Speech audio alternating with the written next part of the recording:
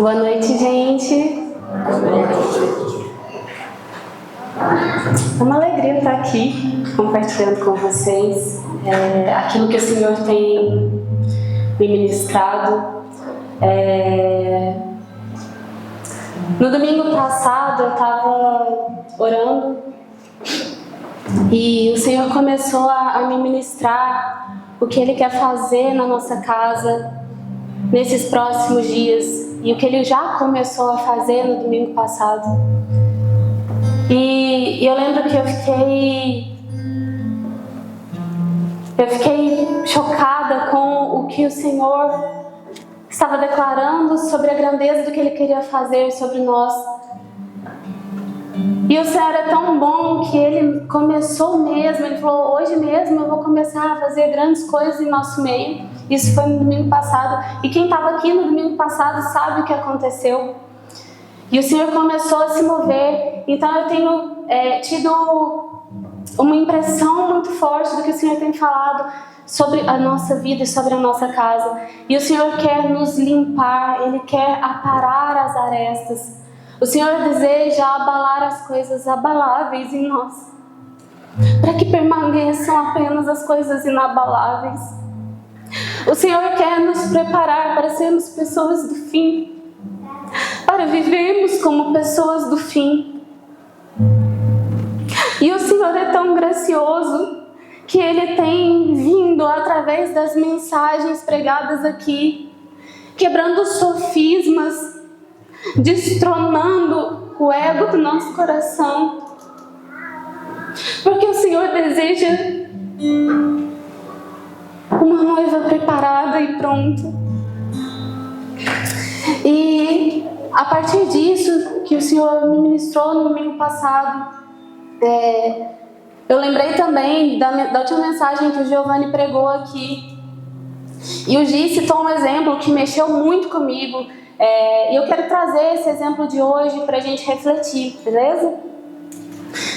O Gi falou sobre uma pessoa um maratonista, uma pessoa que treina para as Olimpíadas. Ele citou esse exemplo. E ele falou assim, essa pessoa ela se prepara durante muitos anos, durante dias, todos os dias, para um único dia. Então ele gasta o seu tempo, ele se esforça diariamente, durante anos, para um único dia.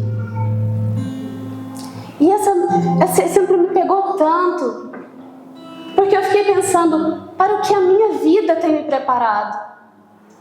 O que os meus dias, o que o meu dia a dia, o que a minha rotina, ao acordar, tem me preparado? E aí, no mês passado, eu fui convidada para dar uma palestra na faculdade em São Lourenço.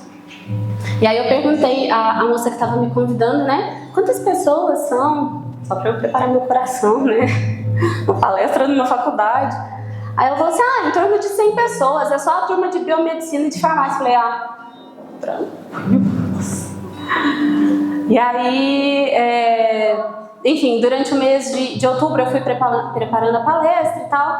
E aí no dia eu fui lá na casa da Ruth para ela me maquiar, né? Para estar apresentável.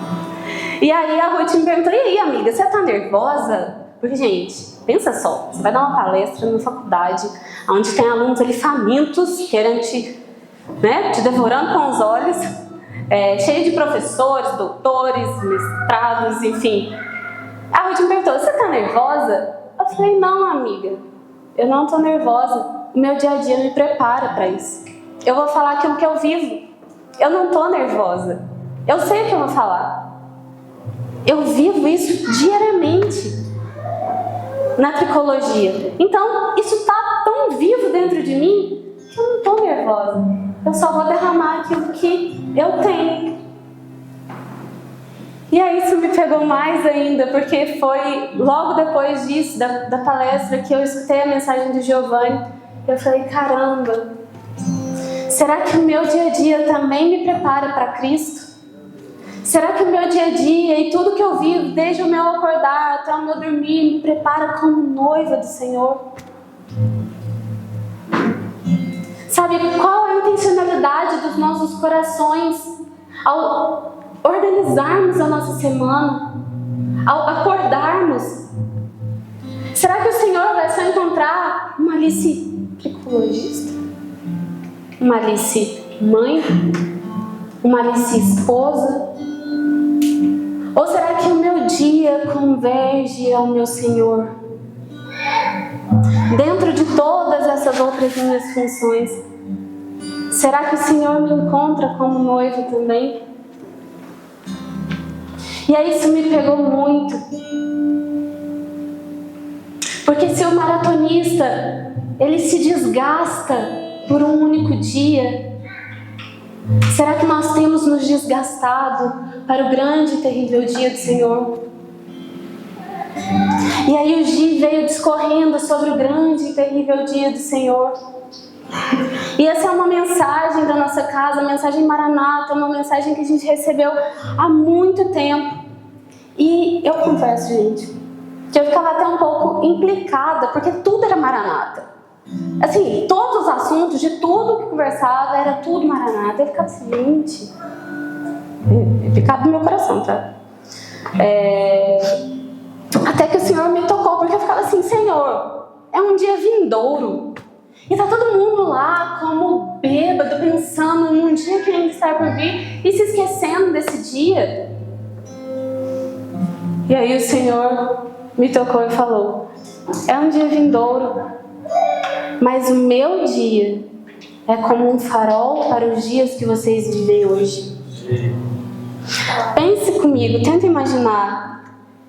Você está no meio de um oceano, meia-noite, e você não consegue enxergar nada na sua frente.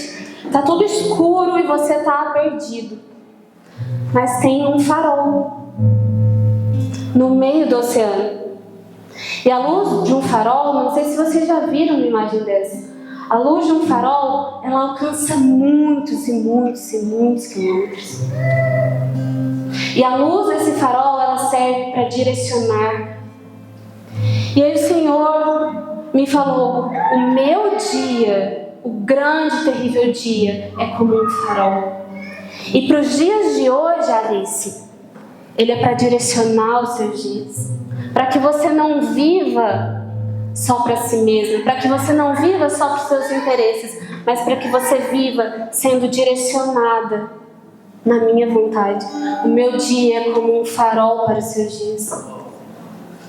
Cara, que a gente tenha essa mentalidade de que o dia do Senhor não é só um dia que vai vir e que a gente precisa se preparar, mas que a gente tenha a clareza e a revelação de que o dia do Senhor, ele é para o hoje, ele é para o agora, ele é para direcionar a minha vida e os meus passos, e como eu devo viver, e como eu devo acordar e tomar café e cuidar da Antônia.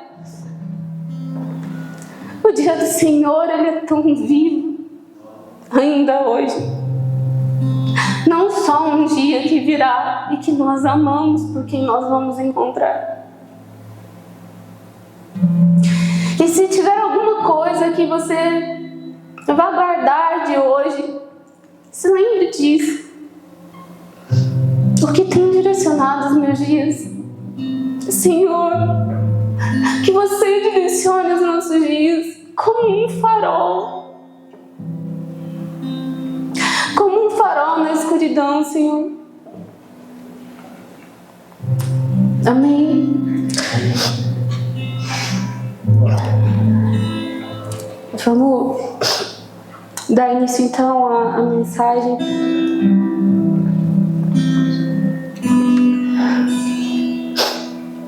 E eu queria ler com vocês um texto que tem falado muito comigo, que está em Mateus 19.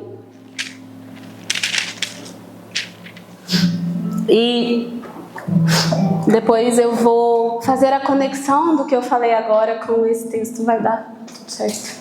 Vai fazer sentido. O Leandro brincou comigo e falou assim, esse texto tem falado bastante com você, né? Que você tem, assim, repetido ele algumas vezes. A última vez que você tirou dízimos na igreja caseira. Mas a palavra do Senhor é viva, amém? Mateus 19, 16. Perdão, não tinha falado. É a passagem muito conhecida, uma passagem que fala sobre o jovem rico. Eis que alguém se aproximou de Jesus e lhe perguntou: Mestre, que farei de bom para ter a vida eterna? Respondeu-lhe Jesus: Por que você me pergunta sobre o que é bom? Há somente um que é bom. Se você quer entrar na vida, obedeça aos mandamentos. Quais? Perguntou ele. Jesus respondeu: Não matarás, não adulterarás, não furtarás, não darás falso testemunho. Honra teu pai e tua mãe e amarás a teu próximo como a ti mesmo. Disse-lhe o jovem: A tudo isso tenho obedecido. O que me falta ainda? Jesus respondeu: Se você quer ser perfeito, vá, venda os seus bens e dê o dinheiro aos pobres. Você terá um tesouro nos céus. Depois, venha e siga-me. Ouvindo isso, o jovem afastou-se triste, porque tinha muitas riquezas. E eu queria falar sobre a maneira como o jovem rico decidiu viver. A maneira como o jovem rico decidiu obedecer. Quando eu falei sobre essa passagem nos dízimos e ofertas, eu falei: é como se o jovem rico obedecesse de maneira desobediente.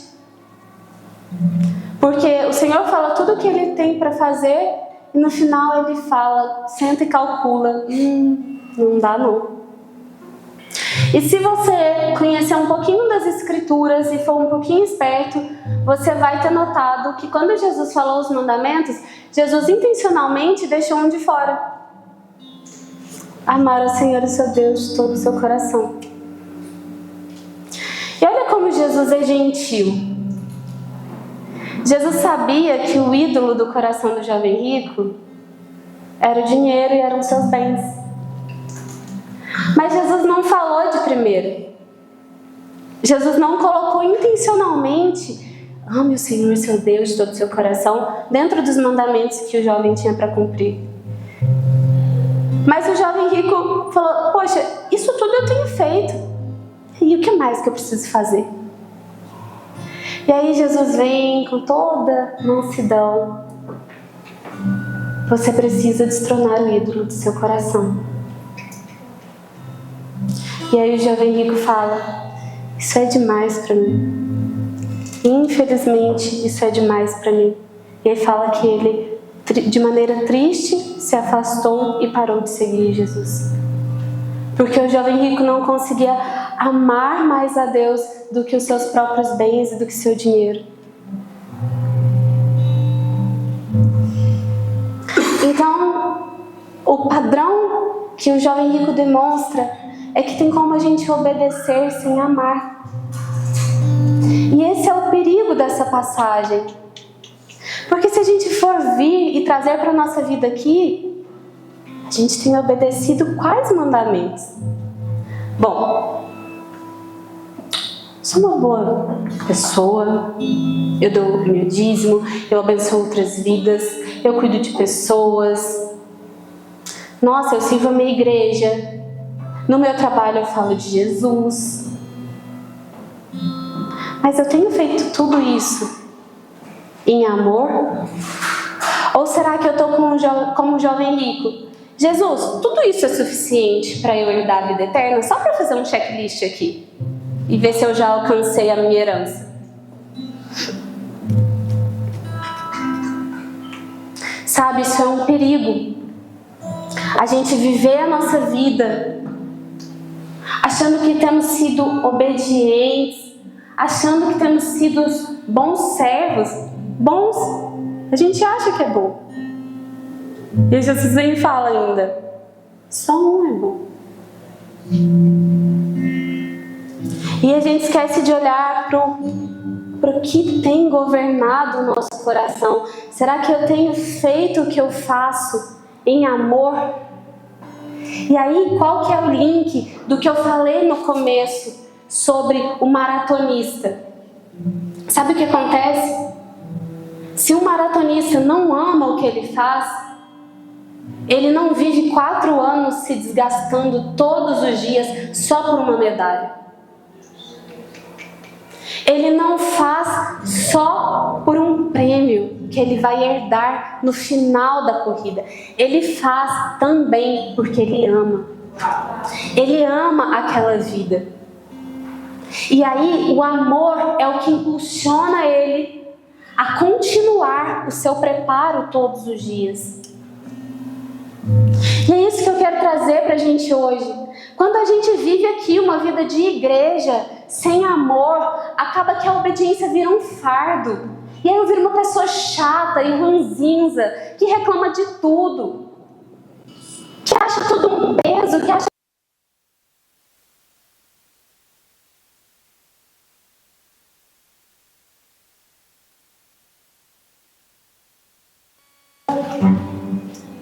eu vivo o que eu vivo por amor ao meu Senhor.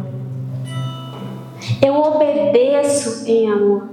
E aí essa é a grande diferença entre quem corre uma jornada em obediência e sem amor e se cansa e vive um fardo, e a jornada de quem obedece, corre, mas em amor, porque ama o Senhor. E sabe que no final da corrida, ele não vai encontrar um lugar, ele vai encontrar uma pessoa. Então ele corre e se desgasta, porque ele sabe quem ele vai encontrar, que é muito superior a qualquer medalha de ouro e prata, ou qualquer título de campeão. Ele vai encontrar o amado da alma dele. E isso é motivo o suficiente, é lenha na fogueira o suficiente para te fazer queimar até o fim, até que o dia do Senhor venha. Então eu queria muito que a gente esquadrinhasse o nosso coração, a nossa mente, que a gente seja sincero. O que eu tenho feito é por amor ao meu Senhor? Ou eu tenho feito para dar um checklist para herdar a vida eterna?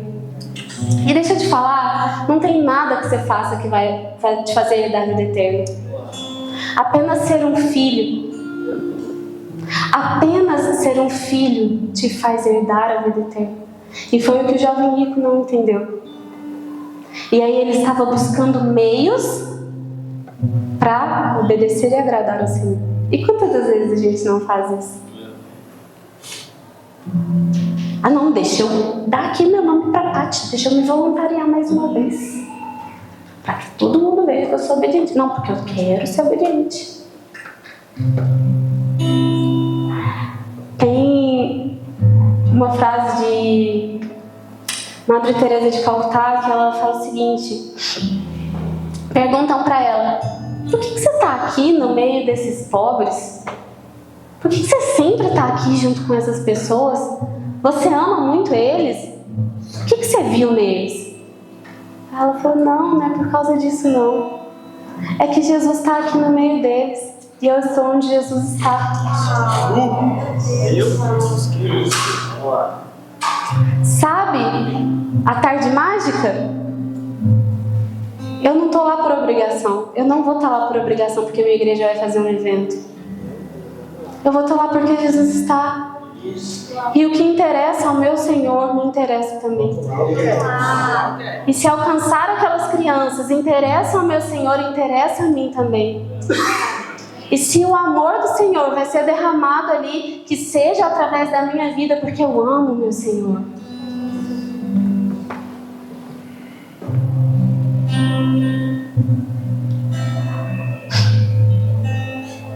Quando agimos apenas por obrigação, a obediência se torna um fardo. Mas quando entendemos que obedecer é uma expressão do nosso amor por Deus, essa prática se transforma em algo libertador. Thomas de Kempis afirmou: muitos vivem em obediência, mais por necessidade do que por amor. Esses são infelizes e sofrem facilmente.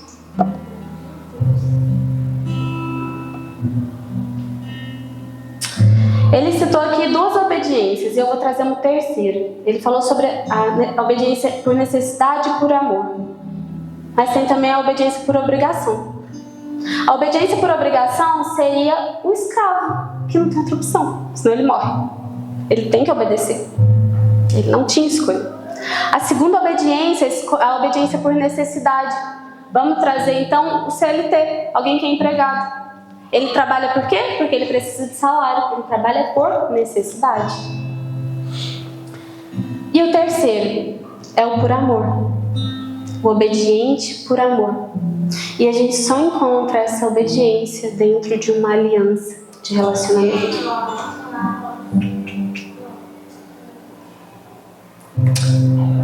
A obediência por obrigação. Eu estou num cargo da igreja, eu tenho que obedecer. Me foi imposto. Eu já sou diácono mesmo, né? A obediência por necessidade. Eu preciso de um milagre. Eu preciso que o Senhor faça algo na minha vida. Eu preciso de uma bênção. Mas a obediência por amor. A gente se lembra do que a Paty leu na semana passada. Independente de circunstâncias e sentimentos. A obediência por amor, ela tem apenas um alvo e não é a salvação, é o Senhor. É agradar o coração de Deus. Qual tem sido a nossa obediência? E, gente, não é vergonha reconhecer que a gente está sendo obediente por necessidade ou obrigação. Triste e infeliz é você permanecer essa jornada, vivendo dessa forma, e chegar lá e falar: Senhor? Ele: Senhor, não. Seu Senhor? Vocês lembram daquela passagem? Senhor, Senhor. E Jesus fala: por que me chamam de Senhor se vocês não fazem o que eu falo? Vocês sabem que Senhor se referia a um amo, ao amo do escravo, ao dono do escravo. No contexto da Bíblia, quando a gente vai estudar a palavra Senhor, ela se referia ao dono do escravo, quem tem a posse de alguém. Será que a gente pode chamar o nosso Senhor de Senhor? Será que o Senhor tem a nossa posse? Ou a gente vai chegar no final e vai falar: Senhor, Ele: Senhor, não. Eu não tive a posse da sua vida.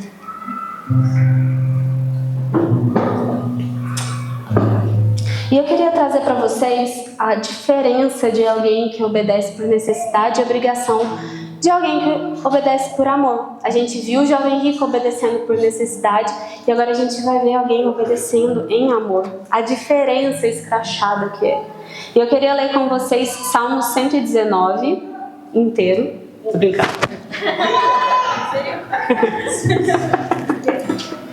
É igual o Leandro com 15 recados.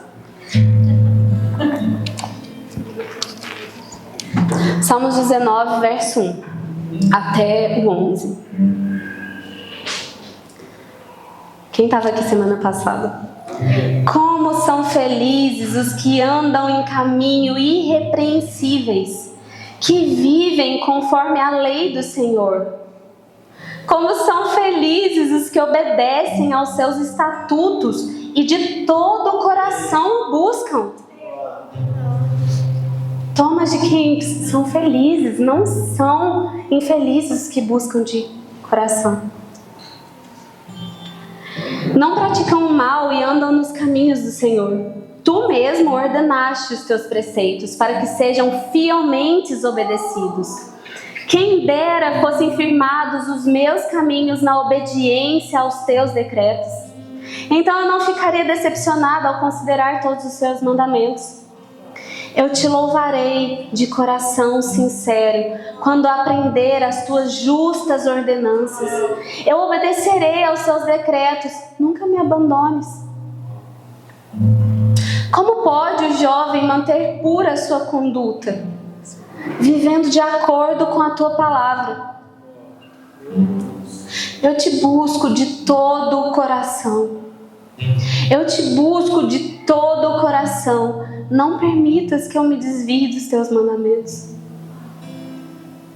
Guardei no coração a tua palavra para não pecar contra ti. Verso 20. A minha alma consome-se de perene desejo das tuas ordenanças.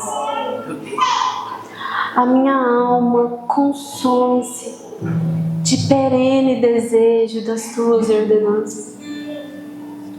Senhor, o que mais que eu preciso fazer para herdar a vida eterna? O que mais? Obedecer isso? Não. E aqui do outro lado a gente tem: a minha alma ama os seus decretos, Senhor. Como são felizes os que andam em obediência. Eu amo a tua lei. Guarda ela no meu coração, Senhor.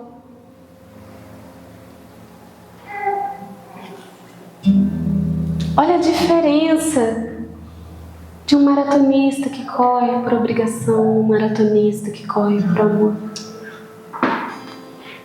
E aí, essa semana, na igreja caseira, a Vivi trouxe o Salmo 27, Salmo de Davi, que fala: uma só coisa peço ao Senhor. Exato. Ele não fala: uma coisa peço ao Senhor. Tá aqui o meu pedido, Senhor. Quero morar no teu santuário. Não. É uma coisa peço ao Senhor e a buscarei. Gente, eu passei por uma crise de olhar o meu amor pro Senhor e com muito temor e medo de me achar infiel, eu tentava esquadrinhar o meu coração e falar: será que eu tenho sido verdadeira com o Senhor? Eu falei: como eu posso amar mais ao Senhor? O que eu preciso fazer? E aí um dia o Lei e a Paty foram lá em casa e aí eles falaram sobre rotina, sobre que a gente precisava organizar o nosso dia e incluir o Senhor nisso. Incluir o Senhor nisso. Como eu posso amar mais o Senhor? Uma coisa só eu peço, e cara, eu tenho pedido tanto ao Senhor para que eu o ame mais. Mas será que eu tenho buscado? Porque de nada vale eu só pedir. Então, obedecer da maneira correta importa. Não adianta só eu obedecer. Eu preciso obedecer da maneira correta. Não adianta só eu vir aqui e ficar rouca, porque semana passada eu fiquei rouca de tanto que eu gritei no ouvido. E não adianta nada durante a semana eu nem olhar para o Senhor. Sabe? Uma coisa só eu tenho te pedido, Senhor, por que o Senhor não me concede? E aí, você tem buscado? Obedecer da maneira correta importa. Se você tem pedido e não tem achado, é porque você não tem buscado de todo o seu coração, com toda a sua alma e todo o seu entendimento. Tem um livro que eu gosto muito, eu li ele há uns anos atrás, se chama Nós Somos Aquilo que Amamos. Se você não leu, leia, porque é fundamental. Cada página tá. E aí, eu lembrei de uma frase que ele traz nesse livro. E ele fala o seguinte: o que nos move é aquilo que nós amamos, não aquilo que nós pensamos e sabemos. Quantos aqui, e eu quero que vocês levantem a mão para ver, sabem que tomar refrigerante faz mal, não faz bem? Ah, já vai estar até triste já, porque ele sabe a próxima pergunta. Você tá pegando isso aí? Foi só um exemplo, gente. Nada contra refrigerante, mas nada a favor também. Ó, muita gente, quase todo mundo levantou a mão sabendo que faz mal. Quantas pessoas aqui tomam refrigerante? Nossa, parece que saber não muda nada, né?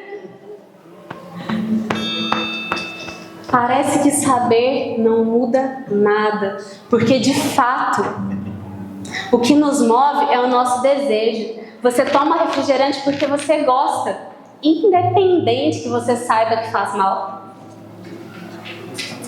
Então, saber que precisa obedecer ao Senhor não te transforma e não te faz obedecer ao Senhor da maneira correta. Mas o amor nos move. Nós somos aquilo que nós amamos. O amor é capaz de me mover. Só o conhecimento não. Então não adianta eu saber todo o Evangelho. Não adianta eu saber que eu preciso ser obediente. Eu preciso amar ao Senhor. Eu preciso amar ao Senhor de todo o coração, porque isso é o que vai me mover, é isso que vai me dar força para todos os dias eu ir para o meu lugar secreto e amar ao Senhor. Pense que o lugar secreto é como um treino do maratonista. E se ele não vai para o treino todos os dias, cara, ele vai se dar muito mal no dia da corrida.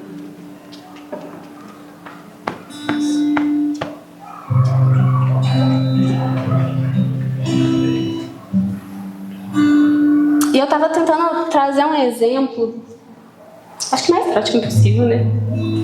Mas eu estava tentando pensar em um exemplo e eu pensei no casamento. Acho que quase todas as pessoas aqui já namoraram, ou são casadas, ou namoram, são noivas. Pensa no seguinte: o seu marido ou esposa, ou o seu namorado, noivo, você está casado lá com alguém que diz te amar. Só que assim, o dia a dia é muito corrido.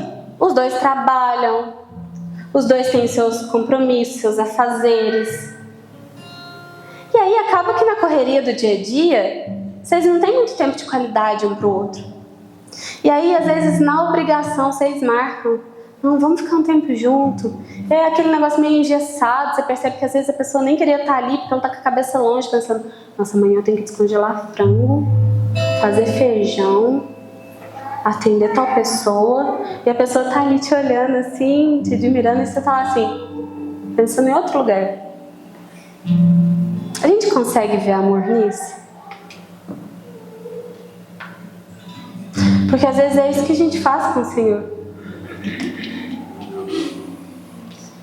Tô sentadinha aqui no meu lugar secreto. Ai, mas o que eu vou dar de almoço pra Antônia? Será que eu já mandei mensagem pra fulano? E aí tá lá o Senhor sentado na sua frente, esperando ser amado por você. Não sei se vocês já viram, não sei se são muito antenados com o Instagram, mas virou moda entre os famosos, quando termina um relacionamento, postar uma foto juntinho. Nós ainda se amamos, mas nossos interesses mudaram. A nossa vida está muito corrida, nosso trabalho está muito corrido, então nossos caminhos estão tomando rumos diferentes, mas nós ainda se amamos. E aí é uma foto preto e branco, ou uma foto casalzinho assim, linda. Gente, virou moda na internet terminar relacionamento assim. E é tão impressionante que no dia que eu tava escrevendo a mensagem, eu falei isso com o Arthur, eu falei: nossa, que raiva que dá de ver essas coisas. E aí eu terminei de falar com ele, abri o Instagram. Eu juro, gente, a primeira coisa que tinha no feed era uma foto de um casal famoso terminando o relacionamento. Nós ainda se amamos, mas os nossos caminhos estão diferentes agora. Eu falei: gente, que amor é nisso? Que não é capaz de fazer permanecer e vencer as barreiras e as dificuldades. E aí é como se a gente falasse pro Senhor: Senhor, eu te amo, mas a minha vida tá tão corrida e eu tenho tantas outras funções. Mas eu ainda te amo, a gente ainda se ama.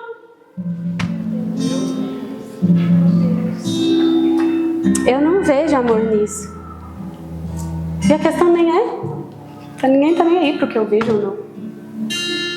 A questão é, e essa é a grande questão que o Senhor tem mexido comigo. Será que o Senhor se sente amado com o meu amor?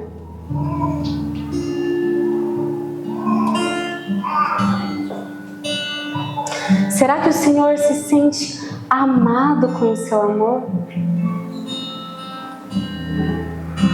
Porque talvez amando de qualquer maneira, nem chegue a Ele.